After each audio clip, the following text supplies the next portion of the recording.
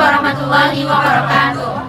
Kami dari kelompok 1 kelas A 2021-2 yang beranggotakan Saya Tiara Ananda. saya Salsabila Muzaidan, Saya Risma Safira S. Saya Roja Nabila. Saya Sadia Tatabila. saya Tunggu Maisaro Putri Nisa, Saya Liwi Kurniasi. Saya Rizka Sulama. Di sini kami akan menampilkan video pendidikan seks pada usia anak toddler dan prasekolah.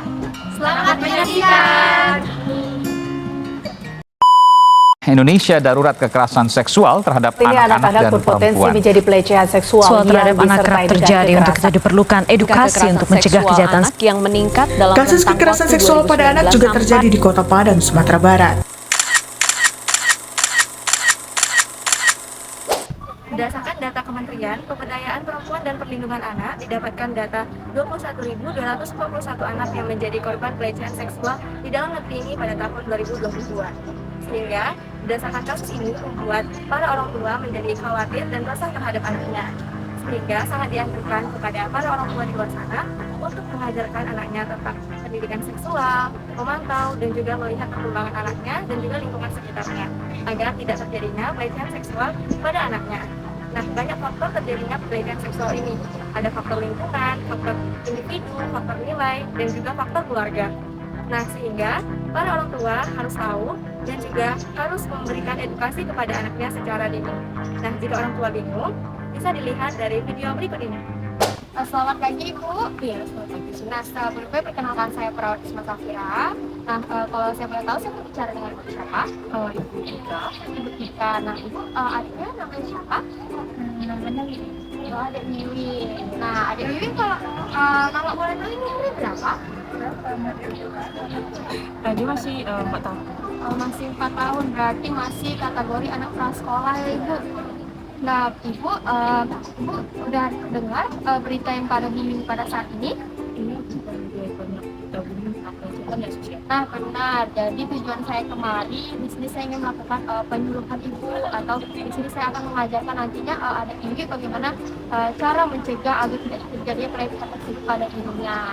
Nah, mungkin tindakan akan saya lakukan nanti di sini saya akan mengenalkan Ibu mana alat kelamin dari perempuan, mana alat kelamin dari laki-laki, dan mana yang boleh dipegang atau dilihatkan, dan yang mana yang tidak. Nah, untuk itu apakah Ibu bersedia kita lakukan penyuluhan seperti itu? Ini boleh saya. Nah, boleh ya Ibu. Nah, adik Wiwi, kakak mau tanya nih, adik sendiri itu perempuan atau laki-laki? Perempuan kan? Nah, pintar perempuan. Kalau papanya laki-laki atau perempuan? Nah, adik Wiwi udah tahu nih perempuan dan mana yang laki-laki. Nah, jadi adik Wiwi nanti kalau misalnya ada nih orang laki-laki yang adik Wiwi misalnya nggak kenal, atau itu bukan tante, atau bukan mama, atau bukan papa, atau bukan om, itu adik Wiwi nggak boleh ikut ya. Kalau misalnya dibilang adik sini kemari, nggak usah ikut ya. Kenapa? Karena nanti akan terjadinya pelecehan seksual. Pelecehan seksual itu adik Wiwi nanti alat kelaminnya akan dipegang atau dimasukin apa. Nah, jadi adik Wiwi nih, kakak punya nih. Nah, ini punya alat Itu apa? ini nggak apa-apa kok, nggak apa-apa dilihat, nggak apa-apa, biar adik Wiwi tahu. Nah, kalau yang ini sama nggak sama punya Wiwi gambar? Sama ya kan? Nah, jadi Wiwi udah tahu nih mana alat kelamin perempuan, mana alat kelamin laki-laki. Nah, yang boleh melihat alat kelamin kita itu cuma bolehnya mama, papa, dan dokter ketika Wiwi sakit. Selebihnya nggak boleh. Jadi kalau misalnya ada nih Wiwi lagi di jalan, terus ada yang bilang buka dong celananya, buka dong, itu nggak boleh. Wiwi langsung bilang tolong. Kalau misalnya Wiwi ada yang kenal, Wiwi langsung panggil orang tersebut, atau misalnya kalau Wiwi nggak ada orang di sekitarnya, Wiwi langsung lari cari pertolongan. Kalau itu temannya mama, Kalau temannya mama juga nggak boleh, karena yang boleh itu cuma mama, papa, terus dokter kalau Wiwi lagi sakit. Nah, selanjutnya kakak pengen tahu nih, Wiwi mengenal nggak anggota tubuhnya? Kalau ini apa? Tangan. Kalau ini? Dada. Nah, kalau misalnya ini? Tahu. Nah, ini namanya payudara.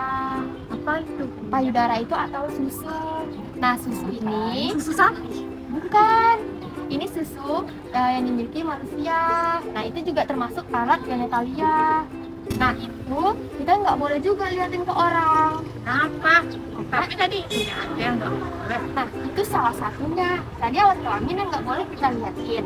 Nah, selanjutnya itu payudara. Karena itu bagian dari kemaluan kita juga. Jadi Bibi nggak boleh nih ngeliatin payudaranya. Kalau misalnya ada yang bilang, lihat dong payudaranya. Jangan mau, karena yang boleh cuman papa, mama, sama dokter kalau Bibi lagi sakit.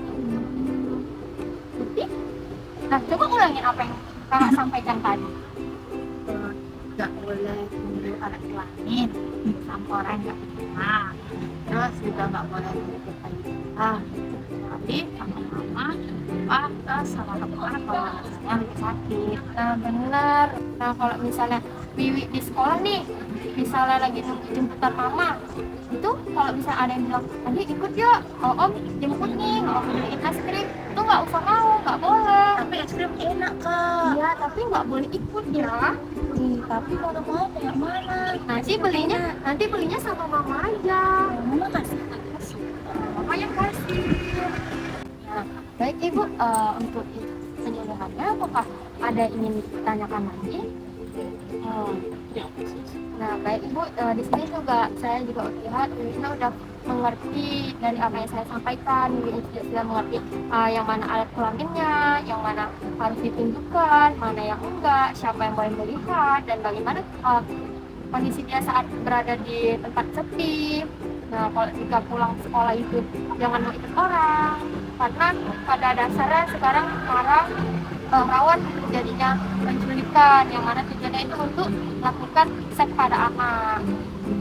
Nah, ini juga saya lihat Ibu juga sudah mengerti dan bagaimana perasaannya Ibu setelah dilakukan penyuluhan ini. Saya senang ya sesuatunya dilakukan kepada anak-anak. Jadi dia bisa ngerti juga lebih luas terhadap kalau lagi sendiri. Nah, itu saya pamit undur diri dulu ya Ibu. Terima kasih atas waktunya dan perhatiannya. Dadah Wiwi. Terima kasih ya kak. Iya. Adek, lagi ngapain? Lagi main. Mau ikut kakak ada makanan loh di mobil kakak itu. Ayo, atau enggak kakak antarin deh ke tempat yang kamu mau. Kamu mau kemana? Deh kakak antarin aja. Atau kakak belikan mainan deh, mau nggak? Atau enggak, nah soalnya belum dijemput, kakak antar pulang aja deh, mau nggak? Ayo lah, mau yuk. Ayo, kita antarkan. Ayo,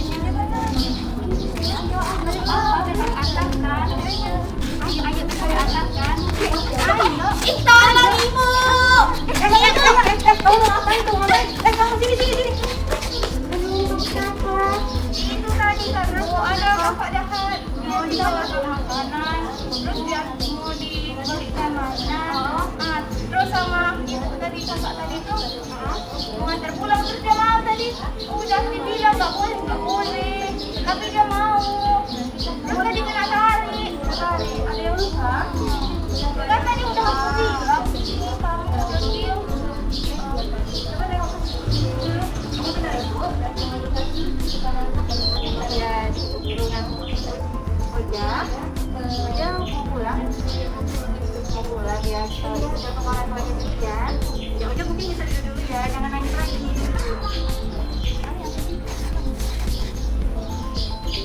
Halo, ya saya dengan ibu guru dari tempat sekolahnya Oja, dengan orang tuanya. Nah, jadi itulah pentingnya kita memberikan penyuluhan atau mengajarkan kepada anak tentang pentingnya pendidikan seks pada usia anak toddler dan usia anak prasekolah di tengah kejadian atau di tengah maraknya kasus pelecehan seksual yang sering terjadi pada saat ini. Dengan kita sebagai perawat, orang tua atau siapapun itu yang memberikan tentang pencegahan pelecehan seksual melalui pengenalan seks, yang diantaranya itu pengenalan gender, pengenalan anggota tubuh, dan mengedukasi bagaimana cara melindungi anggota tubuhnya. Nah, sehingga anak dapat melindungi diri dari ancaman yang membahayakan di sekitar. Sekian video dari kami, semoga dapat bermanfaat bagi kita semua. Terima kasih.